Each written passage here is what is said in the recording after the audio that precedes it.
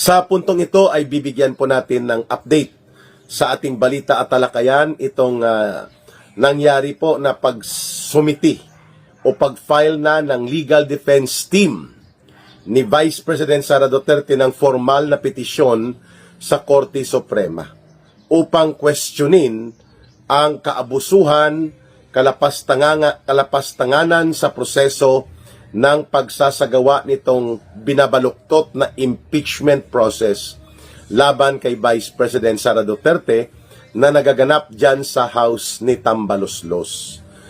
Tamang-tama lang po itong timing nito sapagkat nung nakaraang linggo bago mag-Holy Week, nagsampa rin po ng petition for certiorari sa Korte Suprema sila Attorney Torion at mga abogado galing sa Davao and other lawyers na nag-volunteer as petitioners. Dito po sa lantaran na pang-aabuso, lagpas sa kapangyarihan nila na ala mini kangaroo court trial na nagaganap po dyan sa house ni Tambaloslos. Walang ibang kumukumpas kasi niyan ng kaabusuhan na niyan. Maliban na yan ay kinokonsente naman talaga ni Marcos Jr. dahil pakinabang siya sa patuloy na pagde-demolish sa integridad at katayuan sa politika ng mga Duterte, wala naman pong nagbabago. Mas lalo lamang pong lumalakas at tumatatag ang pagsuporta ng mga mamamayang Pilipino na uhaw na uhaw sa Duterte brand of leadership. Kahit ano pa ang gagawin nilang demolition attack laban kay Vice President Sara Duterte at kay former President Duterte, nananatili po na ang mag-amang ito, yung dalawa, lalo na si former President Duterte, nakapiit na at illegal na nakakulong sa Netherlands dahil sa pagtataksil at patraidor na pagpapadukot, pagpapakidnap nila Marcos at Romualdez, kasabwat ng ICC, nananatili po na napakataas ng trust and approval rating ni Pangulong Duterte kung iso-survey po ninyo ang mamamayang Pilipino. At alam din po yan nila Marcos at Romualdez that even ano pa ang gawin nila, hindi po natitinag, patuloy lang na lumalakas at dumadami at tumatatag palalo ang mga nagsusuporta at nagmamahal sa Duterte brand of leadership.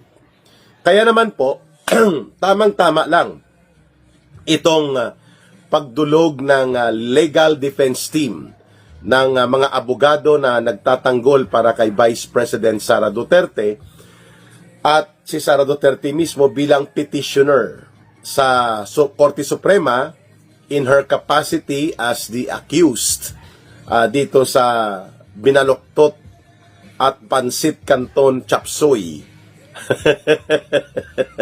Binaluktot na pansit canton at chapsuy na style ng impeachment process na muli na namang inaabuso ng mga tauhan nila Tambaloslos sa utos, of course, ni Martin Tambaloslos and who else. Okay? So ano pong argumento ni Vice President Sara Duterte as prepared by her legal defense team sa pagdulog sa Korte Suprema? Ang sabi po doon sa argumento na lumabas po sa media, itong summary points of petition ni Vice President Sara Duterte, una, ang ginagawa ng House of Representatives sa pamamagitan nitong Committee on Injustice nila ay isang fishing expedition at nagkakaroon na ng mini trial. Ano po ang pakahulugan yan? Ang trial po kung magkakaroon man ng paglilitis sakaling ito ay maindorso na ng House of Representatives, ang impeachment complaint sa Senado po yan. Kaya nagkakaroon ng pagbubuo ng Senate Impeachment Court. Sapagkat under the Constitution, sa saligang batas, the trial of impeachment cases shall be conducted by the Senate at the Senate Impeachment Court. So, iko-convene at magbubuo ang Senado ng kanyang kapulungan para maging impeachment court na nakasaad sa saligang batas. Doon ang trial. Doon po ang presentation of evidence, witnesses, testimonya, doon yan aayusin, doon lilitisin. Pero ang nangyayari ngayon dahil walang ebidensyang hawak, ang mga complainants na sinulsulan at ginamit nila Tambaluslos at Marcos para atakihin si Sara Duterte, nagkakaroon ngayon ng mini trial para pigain at palabasin ang di umano mga ebidensya. Ikaw ang complainant, kayo ang dapat mag-present. Ang role lang ng House of Representatives, ang kanilang tungkulin, i-facilitate, i-process, tanggapin at desisyonan kung sapat ba ang batayan sa form and substance. Sa form kung ang mga requirements sa pagsusumiti ay nandyan, batay sa requirements ng batas, lalo na sa saligang batas. Nandyan ba ang mga nilalaman ng reklamo? Kung kulang, i-dismiss. Kung sapat na, sa tingin ninyo, i-iakyat nyo na sa Senado, pagbutuhan nyo.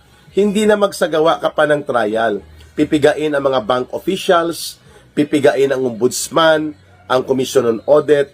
Bakit? Doon nyo yan gawin sa Senado at magpalabas ng evaluation ang Senado kung tama at mayroong totoo at makatarungan na batayan ang pagsasampa ng reklamo laban sa Vice President. Pero kung gagawin nyo yan dyan sa House of Representatives para tulungan ang inyong mga sinulsulan na complainants na mga miyembro ng evil society, hindi pwede yon. Ang tawag po dyan ay abuso sa kapangyarihan, grave abuse of discretion and authority. Yan ang unang argumento ni Vice President Sara Duterte. Tama naman po. Kaya nga magpapalabas di umano ng subpoena itong dahil kay Speaker, may maleta tayo. Dahil kay Speaker, mayroon tayong flood control na ninakaw natin at kinulimbat. Yan po, si Luistro, no? Attack dog yan no? Rabid attack dog, naglalaway na asong ulol ni Martin Tambaluslos, itong si Luistro, si Tere Ridon, at itong mga komunistang terorista kagaya ni Antonio Tinio, ang kabat ng Alliance of Communist Teachers, ng Kabataan NPA Recruiter Party List, at pati na rin po ang Gabriela NPA Lovers Party List.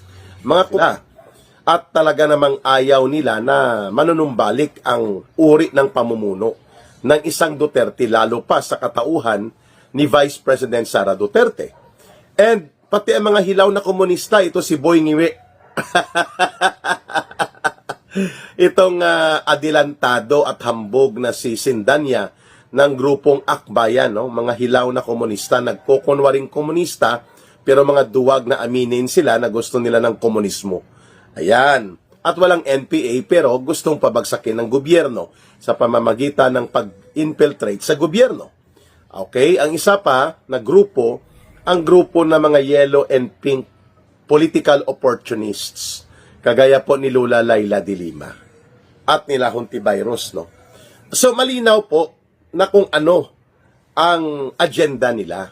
Hindi tungkol sa pananagutan di umano ni Vice President Sara Duterte, kundi tungkol sa kapangyarihan na dapat mananatili sa poder si Marcos at si Romualdez kahit na lantad na at bistadong-bistado sa mamamayang Pilipino na ang punong salaring kriminal na pasimuno sa mahigit 1.5 trillion pesos na mga nawala sa naging ghost flood control projects at marami pang ibang pagnanakaw at pangungulimbat at panunumbalik ng sistematikong korupsyon, walang iba, si Marcos at si Romualdez. Ayun.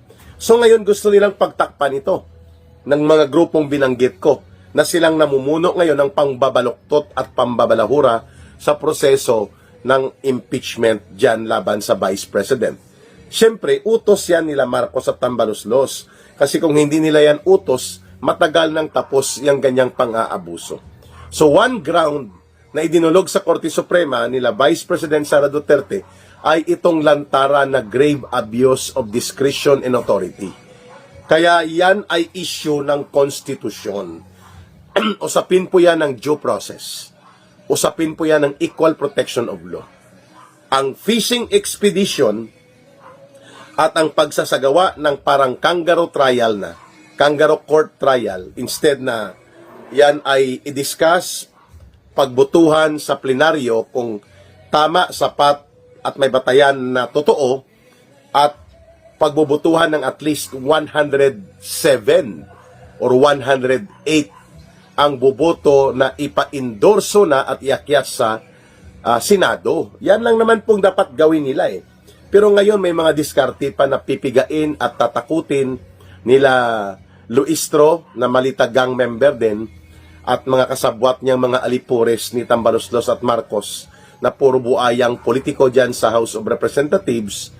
May patakot-takot pa, may diskarte ng pagpiga pa at panunupil sa mga bank officials sa Commission on Audit at diskarte na parang nagkakaroon na talaga ng full-blown mini kangaroo court trial. Eh doon yun sa Senado, kaya may punto. May dahilan kung bakit idinulog ito ni Vice President Sara Duterte sapagkat ito ay isang constitutional issue. Mayroon na pong mga jurisprudence yan na binanggit si Sara Duterte. Ang Francisco versus House of Representatives. Ang isa pang jurisprudence tungkol sa mga ebidensya kung paano ito dapat iproseso sa impeachment process. At pati yung Duterte case ni Sara Duterte noong 2025 na naging isang jurisprudence with finality of decision na sinabi ng Korte Suprema na ang ginawang shortcut pangbabaluktot at mga paglabag sa due process of law at sa mga impeachment internal proceedings na lumalabag na sa pagprotekta sa karapatan ng inaakusa at nagiging abusado na ay hindi dapat i-consider na mga hakbang na umaayon sa konstitusyon at inuulit na naman nila ngayon. Yan ang arrogance in power. They thought na hindi ito papalagan ng mamamayang Pilipino. Nag-iisip ito sila Tambaloslos at Marcos Jr. na pwede pa rin nilang gawin paulit-ulit ang paglapastangan sa saligang batas. Kaya dumulog na po sa Korte Suprema si Vice President Sara Duterte.